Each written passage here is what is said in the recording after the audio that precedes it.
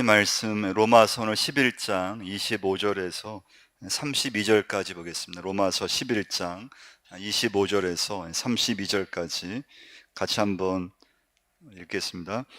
형제들아, 너희가 스스로 지혜 있다 하면서 이 신비를 너희가 모르기를 내가 원하지 아니하노니, 이 신비는 이방인의 충만한 수가 들어오기까지 이스라엘의 덜어는 우둔하게 된 것이라. 그리하여 온 이스라엘이 구원을 받으리라. 기록된 바 구원자가 시온에서 오사 야곱에게서 경건하지 않은 것을 돌이키시겠고, 내가 그들의 죄를 없이 할 때 그들에게 이루어질 내 언약이 이것이라 함과 같으니라.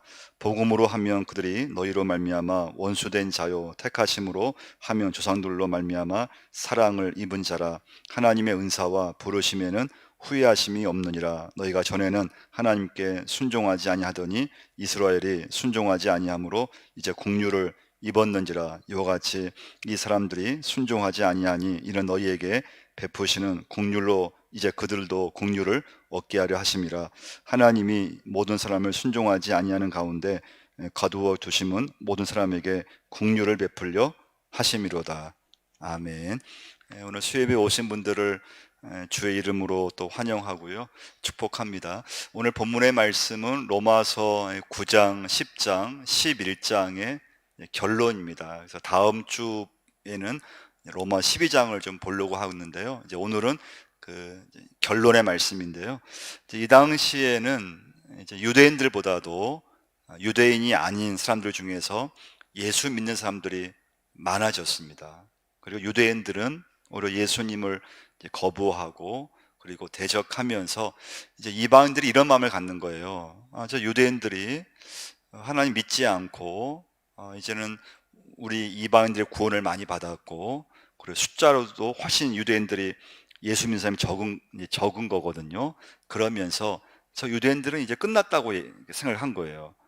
유대인들에게는 하나님의 구원도 끝났고 믿음도 끝났고, 그래서 이제는 이방인들이 유대인들을 무시해버리는 이제 그런 상황에서 오늘 주신 말씀이 이제 본문의 말씀이에요. 그래서 그 이스라엘의 과거, 현재, 미래 구원에 대해서 말씀해 주고 있습니다. 첫 번째 메시지는요, 25절 다시 한번 25절 보시면요, 한번 읽어보겠습니다. 형제들아, 너희가 스스로 지혜 있다 하면서 이 신비를 너희가 모르기를 내가 원하지 아니하노니, 이 신비는 이방인의 충만한 수가 들어오기까지 이스라엘의 덜어는 우둔하게 된 것이라. 중요한 단어가 신비라는 단어예요. 이 신비는, 그 말씀이 나오죠. 그 신비는 다른 말로 하면 이 비밀을, 같은 뜻이에요. 이 비밀을, 또 이 신비는 이것은 이제 바울 서신서에서 주로 나오는 단어예요. 이 신비는, 이 비밀은 하나님으로부터 온 것인데, 그러니까 쉽게 말하면 여러분과 제가 예수 믿는 것이 신비한 사건이라고 하는 거예요. 이 자리에 앉아 있는 것이 이게 어떤 말로 설명할 수 없는, 우리 사람 한 사람이 하나님의 자녀가 되고 은혜 받고 하나님이 믿어지고 믿음대로 살고 싶어 한 이건 하나님께서 하신 일인데 신비롭다는 거예요. 신비한 일이라는 거예요. 구원의 역사는 비밀스러운. 근데 이제 이런 비밀이라고 하면은 세상의 비밀은 어떻습니까? 몇 사람은 알고 있잖아요. 이건 비밀이야, 당신만 알고 있어. 근데 이제 성경에서 말하는 비밀은 다 드러난 거예요. 예수 그리스도, 성경을 통해서 하나님의 복음의 말씀은 다 드러난 거예요. 근데 왜 비밀이라고 할까요? 다 드러났는데 다 믿는 건 아니기 때문에 그래요. 성경 말씀을 통해서 우리 구원에 대해서 다 드러났어요. 하나님에 대해서 드러났어요. 마음만 먹으면 성경책을 아무 데서 살 수가 있잖아요. 읽을 수가 있잖아요. 그렇지만은 또 다 믿는 건 아니라는 거예요. 그래서 비밀이에요. 그래서 여러분, 이제 예수 믿으시면서요, 혹시 어떤 분들, 이단이라든가 어떤 분들 중에서 가끔 나만 특별한 계시를 받았어, 다른 사람들에게는 없는데 나에게만 아주 특별한 나에게만 은사가 있고 나에게만 아주 특별한 그런 어떤 계시 말씀이 나에게만 있고 그렇게 말하는 분이 있으면 여러분 조심하셔야 돼요. 예.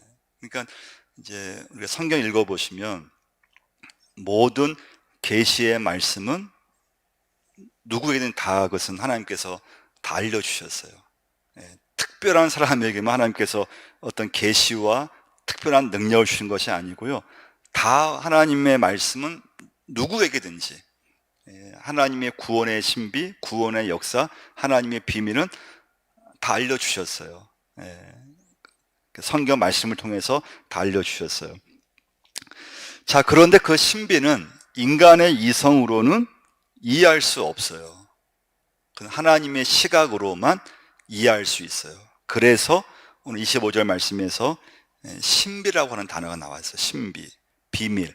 근데 이제 이것은 이제 유대인들의 이제 관점에서 보면, 적용해 보면 하나님이 이스라엘을 과거에 구약 시대에 선택을 하셨잖아요.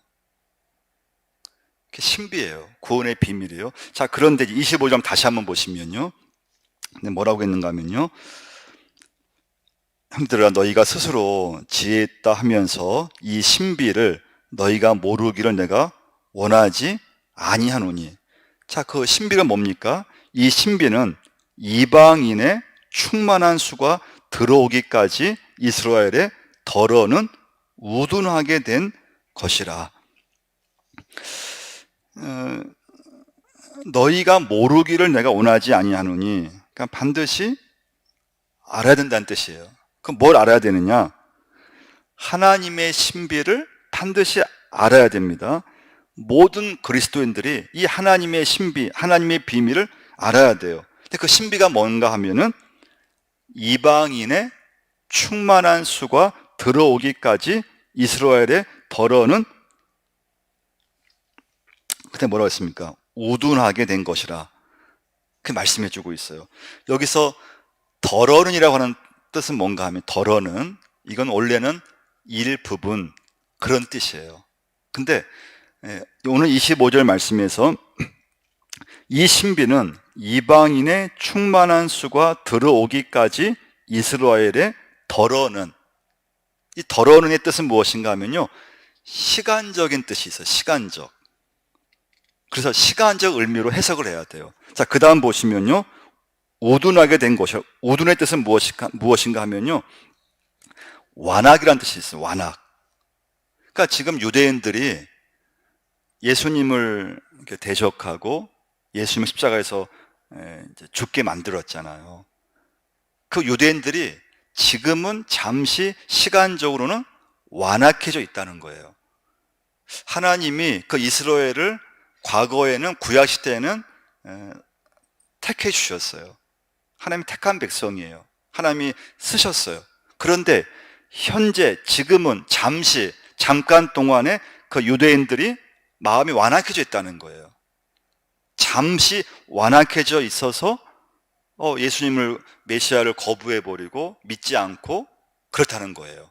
자, 그런데 이 신비를 너희가 모르기를 내가 원하지 아니하노니, 이 신비는 이방인의 충만한 수가 들어오기까지 이스라엘의 덜어는 우둔하게 된 것이라.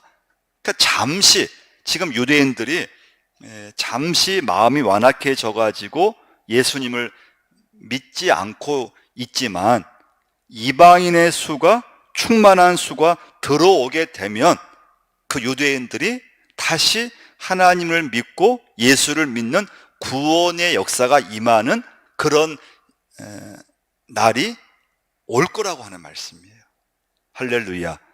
이게 하나님께서 바울을 통해서 유대인들의 과거, 현재, 앞으로에 이루어질 미래의 구원을 계시를 이제 해주신 거예요. 이게 첫 번째 말씀이에요. 이것이 신비라는 거예요. 이렇게 될 것인데, 이게 하나님의 역사인데, 하나님이 이렇게 이루어질 것인데, 이것은 우리 인간의 그런 어떤 이성으로 이해할 수 없는, 근데 유대인들이 이방인의 수가, 충만한 수가 들어오면은 지금은 잠시 그 유대인들이 마음이 좀 완악해져서 또 마음이 막 닫혀져 가지고 메시아를 믿지 않고 거부하지만, 그는 하나님께서 그 때가 되면은 그 유대인들이 다시 하나님을 믿게 되고 예수를 믿게 되는 그런 역사가 일어날 거라고 이제 말씀해 주고 있습니다. 이대로 된다는 것입니다. 자, 그래서 26절 한번 읽어보겠습니다. 26절 있습니다. 그리하여 온 이스라엘이 구원을 받으리라. 기록된 바 구원자가 시온에서 오사 야곱에게서 경건하지 않은 것을 돌이키시겠고. 결론은 무엇입니까? 그리하여 온 이스라엘이 뭘 얻는다고요? 구원을 받으리라. 할렐루야. 이렇게 될 거라고 하는 말씀이에요.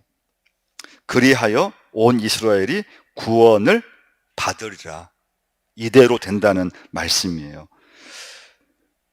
이방인의 충만한 수가 들어오기까지, 그 수가 들어오면 온 이스라엘이 구원을 받으리라.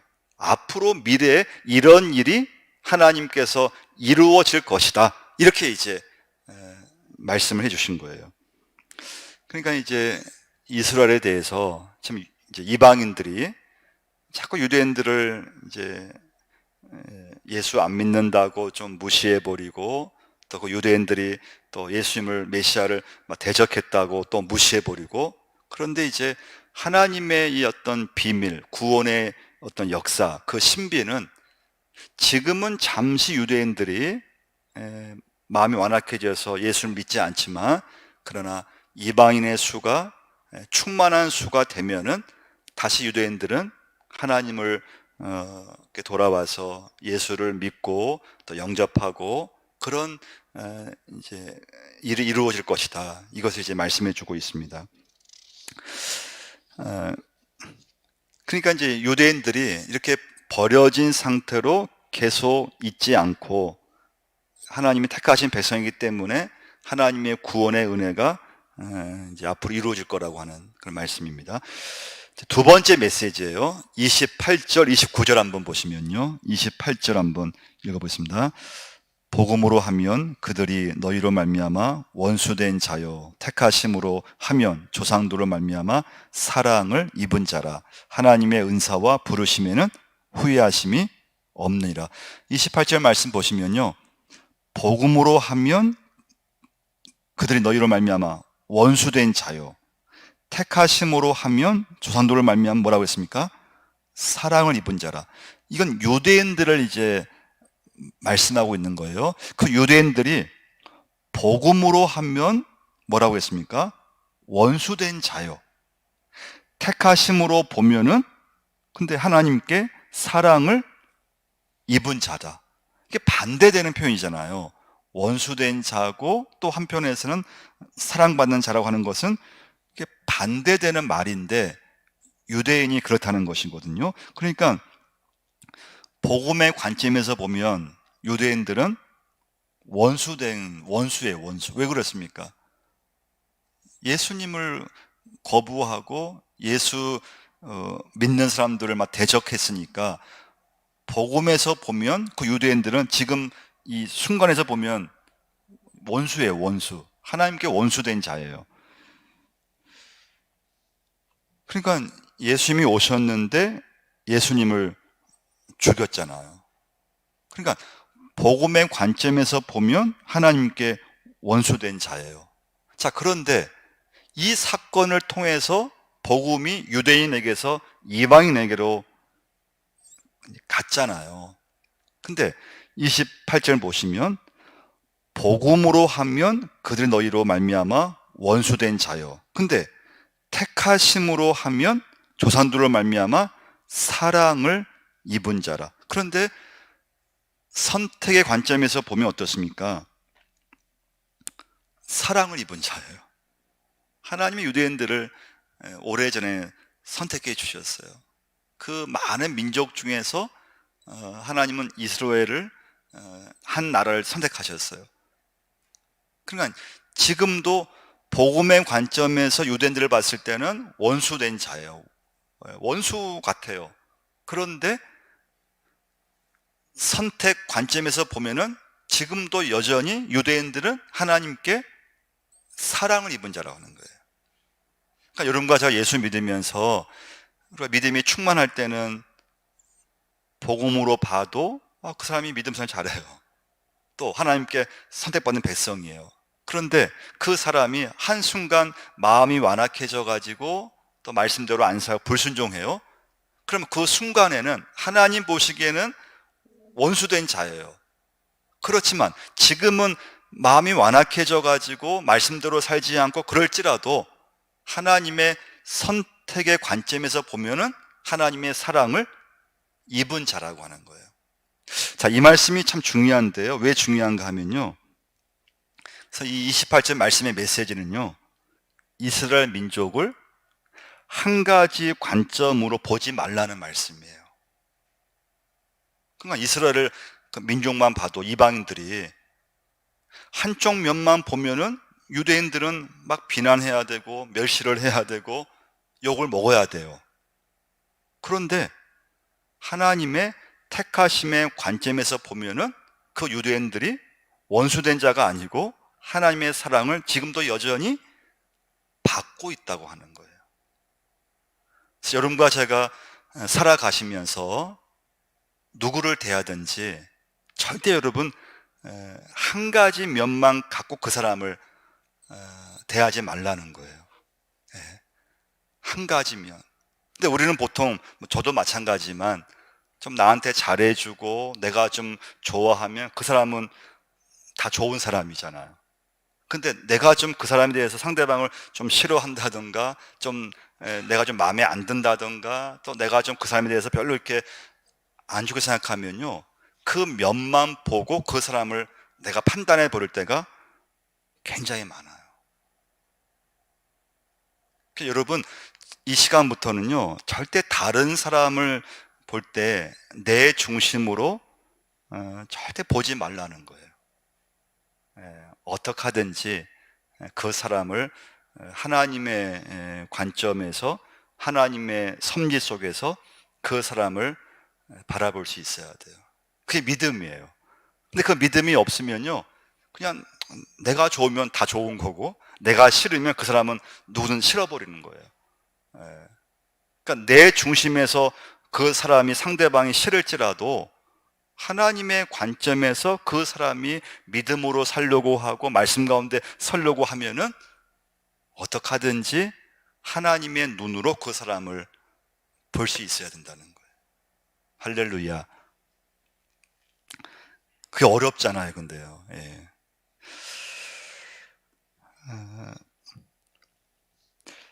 그러니까 이스라엘 민족의 대다수가 그 이 당시에 구원받지 못했습니다.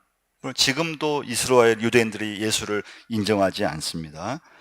예수를 십자가에 못 박고 죽였습니다. 근데 그 현상만 보면서 그 유대인들을 보지 말라는 거예요. 그러니까 여러분 이스라엘 보면요, 남북이 분단되고 남유다가 멸망을 당했거든요. 그 순간은 이스라엘 끝인 줄 알았어요. 다 끝난 줄 알았어요. 근데 하나님의 어떤 경륜은, 섭리는, 신비는 딱 바벨론 포로로 70년간을 거기서 지내게 하시다가 다시 그 이스라엘 민족을 바벨론 포로에서 이스라엘로 돌아오게 하셨거든요. 그래서 여러분과 제가 오늘 중요한 이제 결론인데요, 내 어떤 형편이든지 딱 그것만 보면은 누구든 절망해 버려요. 딱 내 지금 그 상황만 보면요, 그 결과만 보면은 다 넘어져 버려요. 오늘 이스라엘을 지금 현재만 딱 보면은 저 유대인들은 하나님께 원수된 자예요. 오늘 말씀은 그것만 보지 말라는 거예요. 지금 내 눈으로 딱 내가 딱 보는 대로 판단해 버리면 실수할 때가 너무너무 많아요. 하나님의 관점에서 보고 또 다른 또 관점에서 보고 또 한번 이렇게도 한번 바라보고, 그러나 우리가 대부분 내 관점으로 내 경험으로 사람을 볼 때가 너무 많아요. 그건 내가 판단해 버려요. 내가 볼 때 저 사람은 좋은 사람, 나한테 친절하게 대해주고, 저 사람은 나쁜 사람, 저 사람은 내가 생각하기에 아주 나한테 별로 이렇게 잘해주지도 않고, 다 내 관점이라는 거예요. 내 관점. 내 중심으로 사람을 다 판단해 버리기 시작해요. 하나님의 시각이 아니에요. 하나님 관점이 아니라는 거예요. 다 내 체험이고 내 관점에서, 내 중심에서 그 사람을 다 우리는 판단하기 시작해요. 근데 여러분, 이 시간부터는 하나님의 관점에서 바라보시고 그걸 자꾸 애쓰셔야 돼요. 네. 그러니까 이제 여러분과 제가 우리 자신이 처한 상황도 마찬가지, 내가 처한 상황도 마찬가지예요. 중요한 건 하나님이 어떻게 보시는가예요. 내가 처한 상황이 좀 어려울 수 있고, 그럼 내 기준으로 보면은 실패고, 그럼 낙심이 오고, 내가 딱 판단해버리고 결정해버리고, 근데 이제 그 일 속에 하나님의 섭리가 어떻게 일어날지는 아무도 몰라요. 이스라엘이 남유다 멸망했을 때 다 끝인 줄 알았어요. 다 끝난 줄 알았어요. 그래, 하나님의 경륜은 바벨론 포로로 가는 것이, 남유다 멸망하는 것이 하나님의 섭리였어요.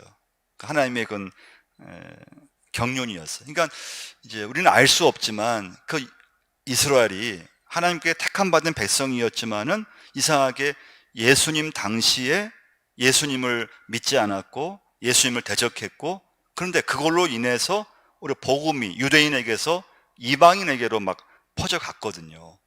그래서 그 유대인들이 지금 예수님을 믿지 않는다고 해서 그 한 면만 보고 유대인들을 이렇게 판단하지 말라는 거예요. 오늘 본문의 말씀이. 그럼 이걸 여러분과 제가 적용한다면 우리 내 삶의 모든 상황 속에서 중요한 건 내 중심, 내 관점을 보면은 사람을 다 판단하기 시작하는데, 그러지 말라는 거예요. 그러니까 물론 저 자신도 우리 사람이기 때문에 내 관점이 있잖아요. 근데 그 내 관점을 예수를 믿으면 믿을수록 그걸 자꾸 버리는 작업을 해야 돼요. 교회 봉사하실 때도, 또 뭐 직장에서도, 또 뭐 일가 친척들 누굴 만나든지 다 내 관점에서 우리는 다른 사람을 평가할 때가 많고, 또 내 관점에서 상대방을 내 관점에서 이렇게 좀 평가하잖아요. 근데 그러면 뭐 내 경험으로 좋을 때도 말릴 때도 있지만, 제가 보면은 저 자신도 이렇게 틀릴 때가 굉장히 많아요. 예. 그리고 실수할 때가 굉장히 많아요. 예.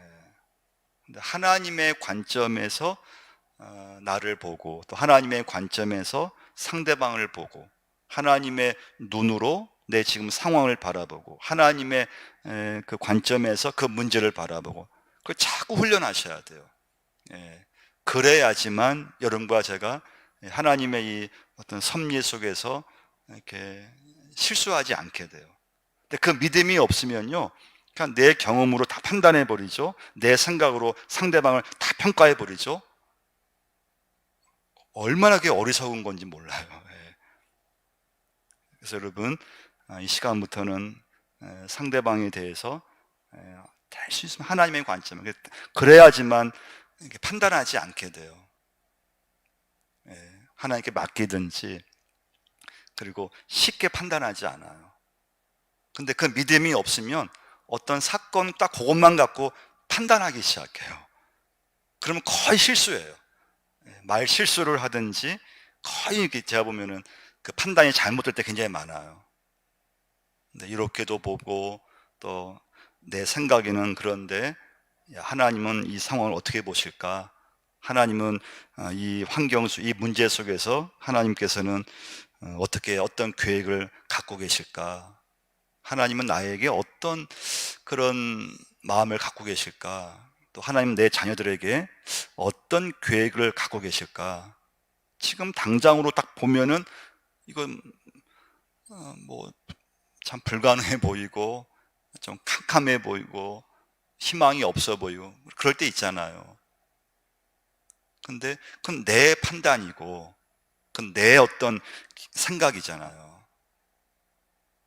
하나님의 어떤 계획 속에서 어떤 잠시 어떤 어려움이 있을 수가 있고, 하나님의 시간 속에서 어떤 하나님의 연단이 있을 수가 있고, 하나님의 어떤 일이 있기 때문에 자꾸 여러분과 제가 그 하나님의 관점에서 바라볼 수 있어야 돼요.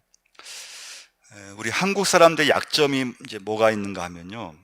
저도 이제 올해 제가 봄에 한번 이걸 굉장히 제 자신도 이렇게 노력하는 것 중 하나인데요. 어떤 사람이 좀 잘못을 할 수 있어요. 100으로 본다면 그 사람이 좀 내 마음에 한 10점밖에 안 돼요. 그냥 90점 정도는 좀 잘하고 있어요. 근데 우리는 그 상대방이 10점이 좀 내 마음에 안 드는데 그 10점을 100으로 생각해 버려요. 그러니까 내 마음에 안 든 거 좀 내 마음에 좀 저 사람이 좀 저 교인이 좀 마음에 안 들어요. 좀 뭐 일하다가 좀 마음이 언짢고 좀 하여튼 상대방이 밉고 하여튼 싫어요.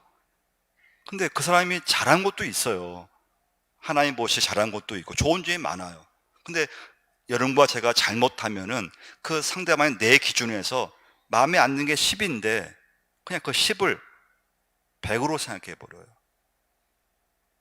그 사람을 아예 인정하지 않으려고 해요. 그냥 그 시간부터 그냥 그 사람을 무조건 나쁘다고 그냥 생각해 버려요. 근데 아니에요. 내 기준에서 그 사람이 한 10 정도 좀 내 마음에 좀 마음에 안 든 거. 어떤 사람은 좀 내 마음에 좀 90 정도가 마음에 안 들어. 아니, 마음에 안 들어. 그렇지만은 또 10 정도는 잘하고 있는 게 있는 거예요. 그러면 여러분과 제가 그 사람의 잘하고 있는 10을 보면 괜찮은데 우리는 그 상대방이 내 마음에 안 든 그것을 전부라고 생각해 버려요. 그래서 여러분과 제가 오늘도 내 중심에서 보는 것을 어떻게 하든지 하나님의 관점에서 이런 바라보실 바라고요. 또 우리 사람은 상대방이 뭐 내 마음에 다 안 들잖아요. 교회 생활 가장 큰 시험은 무엇인가 하면 교인이 내 마음에 안 들 때 큰 시험이에요. 목회자가 내 마음에 안 들 때 그건 엄청난 시험이에요. 근데 그때 중요한 건 그 상대방이 나에게 좀 내 마음에 안 들 수 있는 일이 있었는데 그걸 한 10이라고 생각하면 나머지 좋은 점을 바라보며 나가야 되는데 우리의 어떤 문제는 그 내 마음에 안 든 또 좀 봉사하다가 또 살아가면서 뭐 부딪혔던 좀 안 좋았던 그 10을 그냥 그때부터 그걸 그냥 전부로 그냥 여겨버리고 그냥 계속 그 사람을 전부로 미워하게 되고 그러면 안 된다는 거예요. 됐으면 좋게 보려고 하시고 내 관점이 아니고 하나님의 관점에서 보려고 하셔야 됩니다. 오늘 말씀의 결론이에요. 우리 마지막으로 한번 마태복음 11장 한번 찾아보고 마치겠는데요. 25절 말씀 한번 보겠습니다. 마태복음 11장 25절 한번 보시면요. 마태복음 11장 25절, 26절 한번 읽어보겠습니다. 11장 25절, 26절 읽어보겠습니다. 그때 예수께서 대답하여 이르시되 천지의 주제이신 아버지여 이것을 지혜롭고 슬기 있는 자들에게는 숨기시고 어린 아이들에게는 나타내심을 감사하나이다. 옳소이다. 이렇게 된 것이 아버지의 뜻이니다. 여기 보시면요 25절에서요 이것을 이제 복음이에요. 구원이에요. 이것을 지혜롭고 슬기 있는 자들에게 설명을 해줬어요. 좀 지식이 있고 좀 머리가 똑똑하고 공부를 좀 한 사람들한테 예수님을 소개하고 복음을 소개하고 하나님의 말씀을 소개를 했거든요. 그런데 이해하지 못하더라고 하는 거예요. 믿을 수 없다는 거예요. 그게 지혜가 있고 지식이 있고 그러면 이성적 능력으로 말씀을 전하고 하나님을 소개하면은 믿을 것 같은데 믿지 못하더라고 하는 거예요. 그래서 오늘 본문의 말씀처럼 모든 하나님의 역사는 신비한 일이라는, 신비한 일. 여러분과 제가 지금까지 살아온 것도 하나님의 신비한 일로 여기까지 온 줄 믿습니다. 하나님의 신비한 일이에요. 나 예수 믿는 것이 참 신비한 일이라는 거예요. 하나님의 역사는 내 이성으로 아무도 이것을 판단할 수 없어요. 그래서 여러분과 제가 살아오면서 좀 이해 안 되고 또 어떤 사건, 어떤 일에 대해서 우리의 이성으로 이해가 안 돼요. 그 사람에 대해서 좀 내 마음에 안 들어, 이해가 안 돼요. 그렇지만 너무 내 중심으로 판단하지 말라는 거예요. 하나님의 관점에서 내 인생을 바라보시고 하나님의 시각에서 그 사람을 대신 보려고 하시고 하나님의 눈으로 내 인생에 앞으로 살아가면서 어떤 일이 일어날지라도 절대 그 일만 당장 눈앞의 일로 판단해버리고 그냥 실망해버리는 것이 아니고 하나님 뜻이 어디에 있습니까? 하나님의 계획이 어디에 있습니까? 하나님 원하시는 것이 하나님 무엇입니까? 그렇게 여러분 기도할 수 있는 여러분 가정들로 하나님께서 역사하여 주옵소서. 하나님 감사합니다. 오늘 아버지 앞에 예배자로 서게 하시고 우리가 이 자리에 앉아 있는 것 자체가 하나님의 신비이고 인간의 이성으로 우리는 아버지 어느 것 하나도 내 생각으로 판단할 수 없습니다. 절대 사람을 하나님 내 기준, 내 중심에서 하나님 판단하지 않게 하시고 항상 모든 것을 하나님의 눈으로 바라보게 하시고 지금 일어나는 그 문제, 그 현상만 바라보고 하나님 내 경험으로 내 생각으로 판단해버리고 또 낙심해버리고 하나님 결정해버리는 것이 아니고 어떤 하나님 어떤 문제에서도 하나님께 맡길 수 있게 역사하여 주옵소서. 하나님 뜻이 어디에 있는지 또 하나님의 계획하심이 하나님 어디에 있는지 아버지 아무도 알 수 없습니다. 하나님 판단할 수도 없습니다. 그러나 아버지 앞에 주님의 뜻을 찾게 하시고 아버지 앞에 기도할 수 있는 저희가 되게 하시고 특별히 가정 위에 내 자녀들을 위해서 꾸준히 하나님 기도하게 하시고 너무 세상은 너무나 험하고 유혹이 많은 세상인데 하나님 우리가 말씀과 기도로 잘 무장되게 하시고 하나님 나라를 이루어갈 수 있는 우리 가정들 다 될 수 있게 도와주시고 내가 먼저 하나님 믿음 가운데 서게 하시고 내가 먼저 말씀 가운데 설 수 있는 믿음의 부모가 되게 하시고 또 하나님의 귀한 성도가 될 수 있도록 하나님 도와주옵소서. 예수님 이름으로